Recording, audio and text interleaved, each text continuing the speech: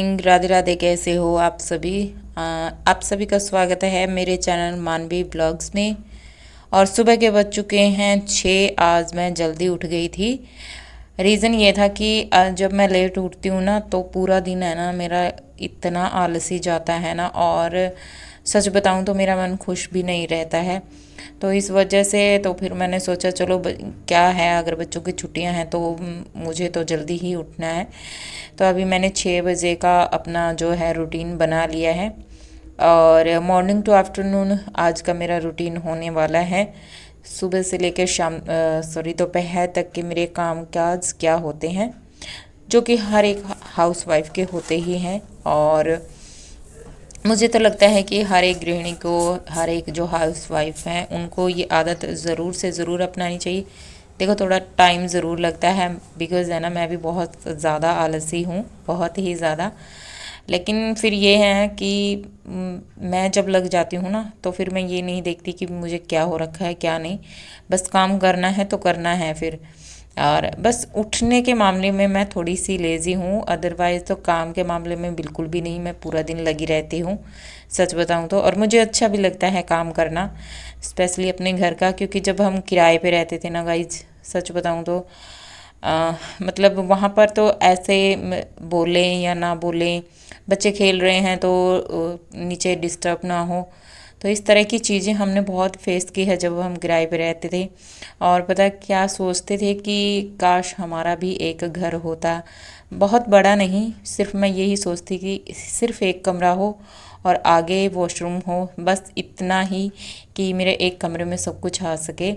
और भगवान ने आज हमें बहुत कुछ दे दिया है बिना मांगे ही, मतलब थोड़ा मांगा था उससे कहीं गुना ज़्यादा दे दिया है। तो सबसे पहले थैंक गॉड मेरे भगवान का, जिन्होंने मुझे इतना कुछ दिया है, उनका शुक्रिया अदा हम जितना करें उतना ही कम होता है। क्योंकि एक तो होता है कि मांग कर, एक होता है बिना मांगे ही सब कुछ मिल जाना।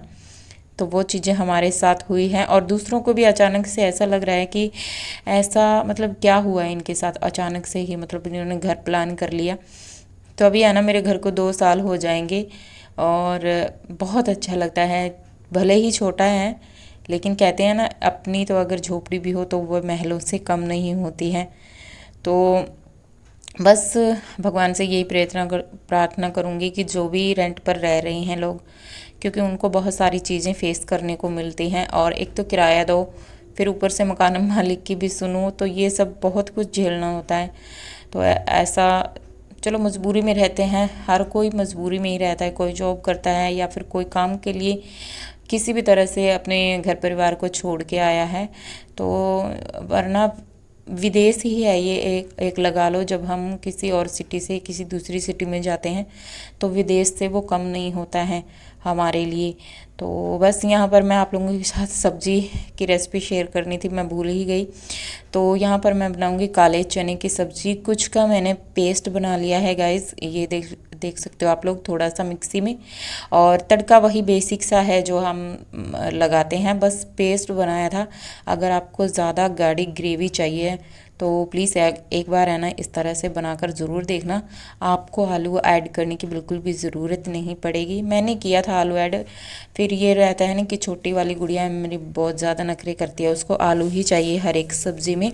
और फिर यहाँ पर हम ग्रेवी को अच्छे से पका लेंगे। मुझसे है ना गई थोड़ी सी ज़्यादा बन गई, आप थोड़ा सा मतलब कम ही जो चने होते हैं ना उसको मिक्सी में पीस लीजिए या फिर एक सिलबट्टे पर पीस लीजिए, तो इससे है ना टेस्ट बहुत ज़्यादा आता है। ये मेरी माँ का एक नुस्खा था, जब भी मेरी माँ सब्ज़ी बनाती थी ना तो इस तरह से वो चने है ना अलग से कूटती थी, कुंडी सोटा होता है ना जो, उसमें। तो मैं कई बार पूछती थी कि माँ ये ऐसा क्या है, क्या बना रहे हो आप, तो आलू भी डाले। फिर मेरी माँ कहती थी कि नहीं बेटा, इससे है ना ग्रेवी बहुत ज़्यादा अच्छी बनती है। तो आज है ना अचानक से फिर मुझे है ना मेरी माँ की मतलब वही बातें याद आ गई। फिर मैंने सोचा कि चलो मैं भी बना कर देखती हूँ, और सच में गाइस बहुत ही ज़्यादा टेस्टी बनी थी। आप है ना एक बार काले चने की सब्ज़ी जो मैंने बताई है उस तरीके से बनाकर ज़रूर देखना। आप चाहें तो इसमें खड़े मसाले भी ऐड कर सकते हैं, बट मैंने बिल्कुल बेसिक और सिंपल तरीके से बनाई है, जो कि हेल्दी भी है और टेस्ट भी है। तो गाइज़ उसके बाद है ना, यहाँ पर मेरा सारा काम कंप्लीट हो चुका था। दूध वाला आ गया था तो बस मैं यहाँ पर दूध गर्म कर दूँगी। फिर यहाँ पर बच्चों के लिए मैंने खाना बना दिया था, खुद के लिए भी। हस्बैंड घर पे ही थे और 10:30 बजे के अकॉर्डिंग मेरा सारा काम कंप्लीट हो चुका था। सुबह उठने का गाइस यही एक फ़ायदा होता है, एक तो हमारे काम हो जाते हैं और फुल एनर्जी होती है जब हम सुबह उठते हैं। जब हम लेट उठते हैं ना, सच बताऊं तो मैं तो इतनी आलसी हो जाती हूँ ना फ्रेंड्स, बहुत ही ज़्यादा। फिर मेरा पूरा दिन बेकार जाता है। और जब मैं सुबह उठती हूँ ना, एक तो काम करने का भी मन करता है और पूरा दिन है ना बहुत अच्छे से जाता है। तो ये देखिए गाइस, यहाँ पर थाली लग चुकी है, रोटियां हैं। अच्छा, जो रात वाली दाल बच चुकी थी मैं उसको फेंकती नहीं हूँ। वैसे कोई भी सब्जियों में किसी को फेंकती नहीं हूँ, खासकर दाल को, तो मैं उसे आटे में गूँथ लेती हूँ। चाहे तो आप पराठे बना सकते हैं, चाहे तो आप रोटी बना सकते हैं। सच बताऊँ तो पराठे से ज़्यादा रोटी ज़्यादा टेस्टी लगती है।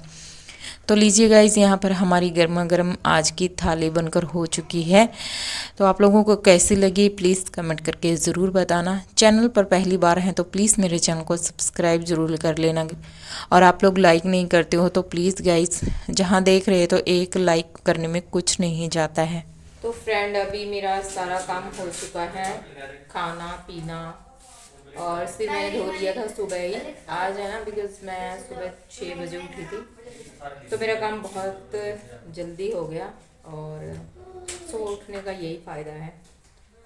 तो अभी बज चुके हैं 11 बज चुके हैं। मेरा झाड़ू पोछा बर्तन नहाना और बच्चों का सब कुछ हो चुका है।